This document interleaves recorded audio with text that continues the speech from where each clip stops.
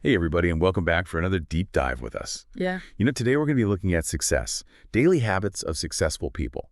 And we're going to be taking a deep dive into this really fascinating article, hmm Daily Habits of Successful People, What They Prioritize and Why, hmm by Jody Cook, who, she's kind of a success story herself. She's this whole AI and ChatGPT for coaches and entrepreneurs. But what I found really interesting about this is that it's not like, you know, some secret formula or overnight hack or anything like that. It's really just like these simple everyday things that we can all do. Mm. And we're talking about people like, Tim Ferriss, Arianna Huffington, Bill Gates. I mean, come on. Yeah. Are you ready to unlock some of their secrets? I think the thing that I find really fascinating about this is that it really emphasizes the power of intention, even in those seemingly small, everyday actions. Yeah. It's not about those grand gestures, but rather the consistency of making positive choices day in and day out. It's like that saying, how you do anything is how you do everything. And that's kind of what this reminds me of. But I guess what I'm really curious about is how do we actually make that shift from just, going through the motions to being really intentional about how we start our day? Well, one of the things that I think is a key takeaway is starting your day with a win. And it doesn't have to be anything huge. The article talks about Tim Ferriss and how he swears by this idea of a quick win first thing in the morning. Even something as simple as like making your bed or taking a few minutes to meditate can give you that sense of control and accomplishment, like you're already on the right track. Have you ever noticed how like even just doing something small like that can kind of set the tone for the rest of your day? Totally. It's like that, okay, I already achieved something, feeling of even before the coffee kicks in. And it makes me think about how we can apply that to, well, really anything. What are some other ways that we can kind of set ourselves up for success right from the start? Even small actions like stretching, drinking a glass of water, or jotting down your top 3 priorities for the day can have a big impact. The key is that you're proactively shaping your day rather than letting it just happen to you. Right. It's about taking charge, being the driver, not the passenger.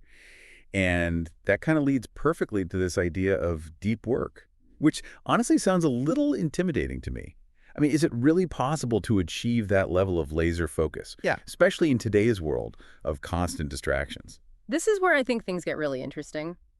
Think of deep work as carving out those dedicated blocks of time where you can fully immerse yourself in a task. The article talks about Arianna Huffington.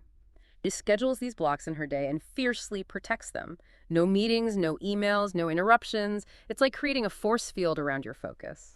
So basically, we need to get a little ruthless with those distractions, huh? Yeah. I mean, seriously, turning off notifications, closing tabs, setting boundaries. I mean, how do we actually make that happen in a world where we're kind of expected to be constantly connected? It's definitely a challenge, but the payoff can be huge. Even 1 to 2 hours of truly focused, deep work can be more productive than an entire day of multitasking and getting pulled in different directions. Imagine what you could accomplish if you could consistently tap into that kind of focus. Okay, I'm starting to see the superpower potential here. Yeah. But, success isn't just about work, work, work, right? I mean, we all need a break. And this article also talks about prioritizing health and energy. So what's the connection there? I mean, shouldn't successful people be too busy to worry about things like yoga or going for a run? I think that's a common misconception. High achievers understand that true success is holistic. It's not just about wealth or professional achievements, but about overall well-being. They recognize that their physical and mental energy directly impacts their ability to perform at their best. You can't pour from an empty cup. That's right. And speaking of energy, this article mentions Sarah Blakely, the founder of Spanx, as someone who prioritizes fitness. What does that look like for her? I mean, running a company like that must be incredibly demanding. Sarah integrates exercise into her routine.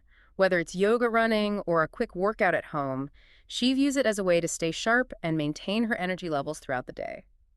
It sounds like she's training her body and mind for peak performance, just like an athlete would. And I think that's something we can all relate to. We don't have to be marathon runners, but even small, consistent efforts to move our bodies and nourish our minds can make a big difference. Exactly. It's about finding sustainable practices that support your overall well-being and fuel your success in the long run. Okay, so we've got starting with intention, deep work, and prioritizing health and energy. I'm seeing a pattern here. It's all about setting ourselves up for success. And this leads us to another fascinating habit mentioned in the article, reflection and adjustment. I'm particularly intrigued by this idea of Bill Gates taking think weeks. I mean, who wouldn't want a whole week to just think? But what's the real value in stepping back like that? And is it something we can all do even if we don't have a private island to escape to? Bill Gates' Think Weeks are a great example of the power of stepping back from the daily grind to gain perspective. It's about carving out dedicated time to reflect on your progress, see what's working, what's not, and make those necessary adjustments. It's like taking your business or even your life for a strategic checkup. But even if you can't disappear for a whole week, even a few minutes at the end of each day can be valuable. It's like taking a step back from the canvas to see the bigger picture. Sometimes when we're too close to something, we lose that perspective. That's such a great analogy. And it makes me wonder, what are some ways that we can actually incorporate this idea of reflection into our daily lives, even if we can't escape for a whole week? Even a few minutes at the end of the day can be incredibly valuable. Ask yourself, what went well today? What could I have done differently? What am I grateful for? These simple questions can help you identify patterns, make adjustments, and stay on course. Have you ever tried a daily reflection practice? I've dabbled in journaling, but I haven't been super consistent. I like the idea of keeping it short and sweet, just a few key takeaways from the day. It's almost like a mini debrief with yourself, right? Exactly. It's about checking in with yourself, seeing how you're feeling, what you're learning, and how you can continue to grow. I love that.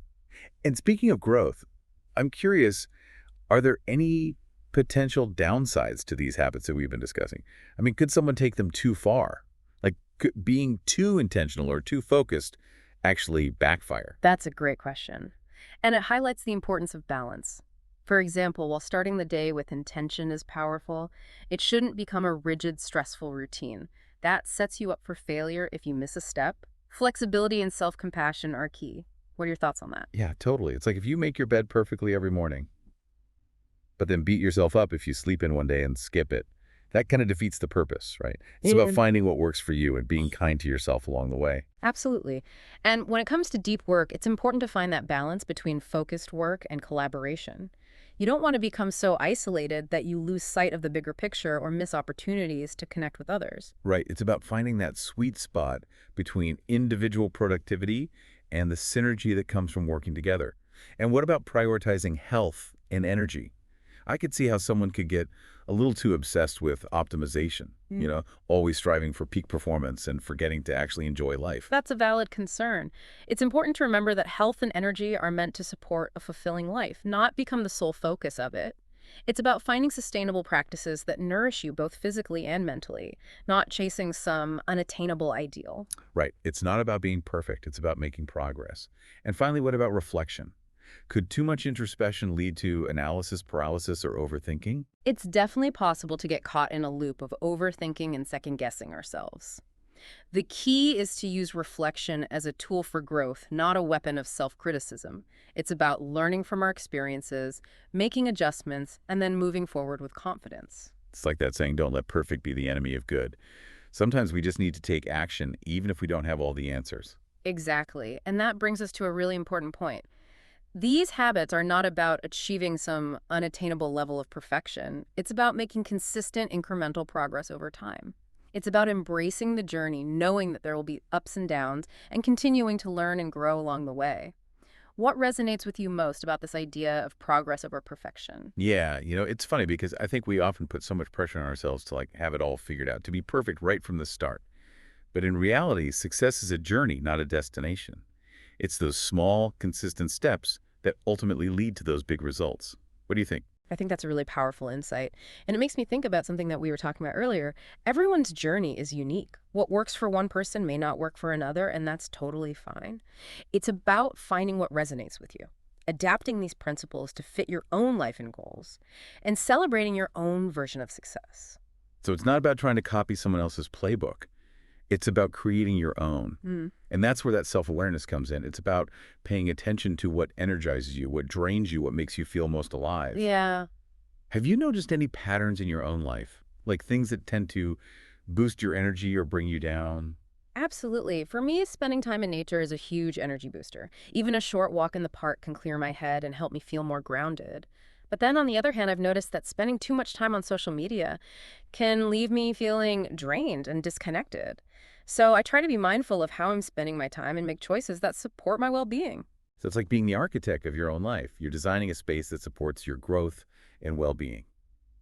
And speaking of building blocks, If you had to choose like the most essential elements for creating a successful and fulfilling life, what would they be? If I think back to the principles that we've been exploring today, I would say intentionality, focus, and self-care are the foundational building blocks. Okay, so let's unpack those a little bit. Starting with intentionality, what does that actually look like in everyday life? I mean, beyond just setting an intention at the beginning of the day, how can we actually weave that into our actions throughout the day?